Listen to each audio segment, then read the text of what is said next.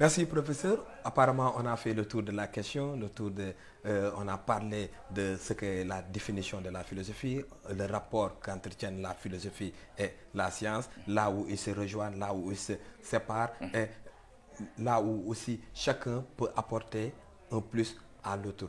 Donc, ce qui va nous permettre de faire juste une petite digression en essayant de parler au niveau de l'introduction, en essayant de parler de l'introduction philosophique sans pour autant entrer dans le vif du sujet, mais essayer juste de camper un dégât, ne serait-ce que dans pour 5 minutes, pour voir. Oui, camper le débat sur l'introduction à la philosophie, je pense que j'en ai effleuré tout à l'heure dans mon discours. La philosophie, comme j'en ai parlé tout à l'heure, est la seule discipline dont tenter de la définir serait problématique. Tenter de la définir serait même presque impossible. Mais pour contourner cette difficulté définitionnelle, il serait peut-être important de faire un recours à son étymologie grecque. Parce que conformément à son étymologie grecque, la philosophie serait composée de deux notions, à savoir philo et sophia, dérivées du verbe grec phileien. Philo qui signifie amour, sophia qui signifie sagesse, connaissance, vérité. Donc globalement, la philosophie pourrait être définie comme l'amour de la sagesse. Dans cette perspective, si nous admettons la thèse selon laquelle la philosophie est l'amour de la sagesse, cela ne signifie pas que le philosophe soit un savant. Cela ne signifie pas également que le philosophe soit un sage, mais également cela ne signifie pas que le philosophe soit un ignorant. Qu'est-ce qu'il est? La philosophie, elle est à mi-chemin entre la sagesse et l'ignorance. Qu'est-ce qu'il est? Le philosophe, c'est quelqu'un qui sait qu'il ne sait pas. Qu'est-ce qu'il est? Le philosophe, c'est quelqu'un qui est conscient de son ignorance. Étant conscient de son ignorance, il va à la quête de la vérité. Dès lors, je pourrais comparer le philosophe à un pèlerin. Il est un pèlerin, pourquoi? Parce qu'il s'engage de manière interminable, de manière incessante et permanente à la poursuite de la vérité. Il est un pèlerin, pourquoi? Parce que philosopher, c'est avouer, c'est reconnaître son ignorance. Il est un pèlerin, pourquoi? Parce que la préoccupation fondamentale qui anime le philosophe, c'est de chercher la vérité, la connaissance pour sortir de l'ignorance. Parlant de l'attitude du philosophe, on pourrait évoquer ici la fameuse allégorie de la caverne expliquée par Platon dans son livre 7 intitulé La République. Dans son ouvrage intitulé La République, Platon nous explique une fameuse allégorie de la caverne.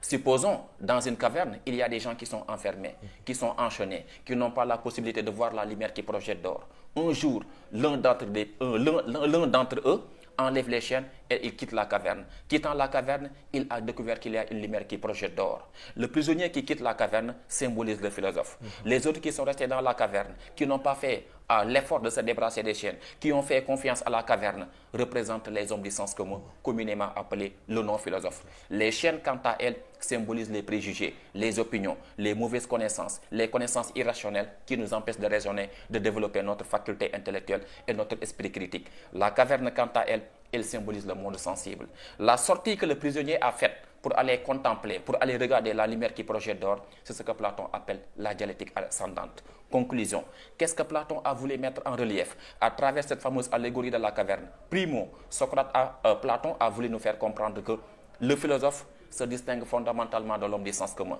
Si le philosophe est animé d'un esprit critique, l'homme du sens commun, quant à elle, il a tendance à croire à tout ce qu'il voit avec les yeux physiques. Platon, mais également, a voulu nous faire savoir que la quête de la connaissance à laquelle aspire le philosophe, cette connaissance n'est pas dans le monde sensible, mais cette connaissance, elle est dans le monde intelligible. Dans la perspective platonicienne, la vérité à laquelle aspire le philosophe, cette vérité, on ne peut pas la trouver dans le monde sensible. Pourquoi? Parce que selon Platon, le monde sensible est trompeur. Pourquoi? Parce que selon Platon, tout ce qui est sensible change. La vérité immuable qui ne change pas se trouve dans le monde des idées. C'est ce que justifie sa fameuse citation. Philosopher, c'est apprendre à mourir. Décidément, la philosophie est un apprentissage à la mort parce qu'elle est une activité qui nous permet de convertir nos passions et nos désirs.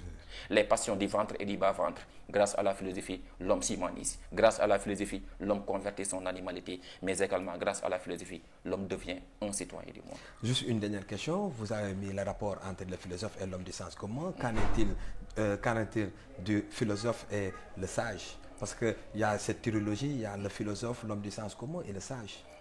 L'homme du sens commun n'est pas conscient de son ignorance. Or, quand on est inconscient de notre ignorance, on ne cherche pas la vérité. Le sage, pour proposer une définition très simple et minimale, c'est quelqu'un qui possède la totalité du savoir.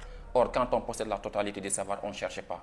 Qui doit philosopher? Seul celui qui sait qu'il ne sait pas doit philosopher. C'est pourquoi le philosophe ne se proclame pas sage, mais également il n'est pas ignorant. Mais il est à mi-chemin entre la sagesse et l'ignorance. C'est pourquoi nous pouvons comprendre Maurice Merleau-Ponty lorsqu'il déclare, je cite, j'ouvre des guillemets, Ce qui fait le philosophe, c'est le mouvement qui conduit sans cesse de l'ignorance au savoir, du savoir à l'ignorance. En d'autres termes, le point de départ de la philosophie réside dans l'ignorance. Mais entendons-nous bien, c'est une ignorance dont on est conscient. Ça veut dire quoi? On commence à philosopher lorsqu'on est animé d'une conscience claire de notre ignorance. On commence à philosopher lorsqu'on est animé d'une conscience aiguë de notre ignorance. On commence à philosopher lorsqu'on est conscient de notre imperfection intellectuelle. On commence à philosopher lorsqu'on sait qu'on ne possède pas la vérité. Parce que la philosophie n'est pas possession, mais elle est tension. Merci, professeur.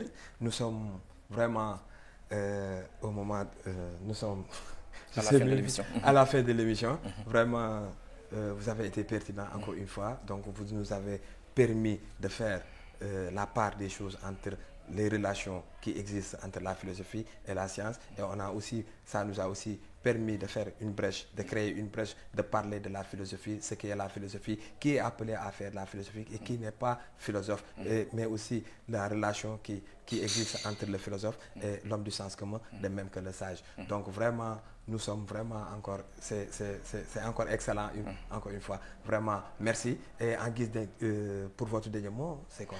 Merci à vous, M. Ying. Merci à toute l'équipe technique qui nous a accompagnés durant cette émission. C'est encore un immense plaisir d'être là, d'être ici pour permettre aux élèves, comme j'ai l'habitude de le dire, de comprendre ce qu'on appelle les tenants et les aboutissants de la réflexion philosophique et leur encourager davantage à se concentrer davantage parce que c'est bientôt le bac et c'est possible de décrocher le bac, tout est possible, à condition qu'ils se concentrent davantage et qu'ils se déconnectent des choses qui leur permettent de désapprendre. Parce que celui qui n'apprend pas désapprend. Et on ne souhaite pas que nos élèves n'apprennent pas convenablement leurs leçons. Donc on leur incite davantage, on leur encourage davantage à se concentrer davantage, car nous sommes presque dans la dernière ligne droite. Merci à tout le monde. Merci à tout le monde. Donc, comme vous le savez, nous sommes... vraiment, le mot là, le temps qui nous est imparti est fini. Donc, nous vous donnons rendez-vous dans un autre numéro avec un autre professeur dans le cadre toujours de votre émission Complément de cours. Nous vous remercions d'avoir été là, pour avoir assisté à cette émission. Merci et que Dieu vous garde. Jërë ngeen jëf.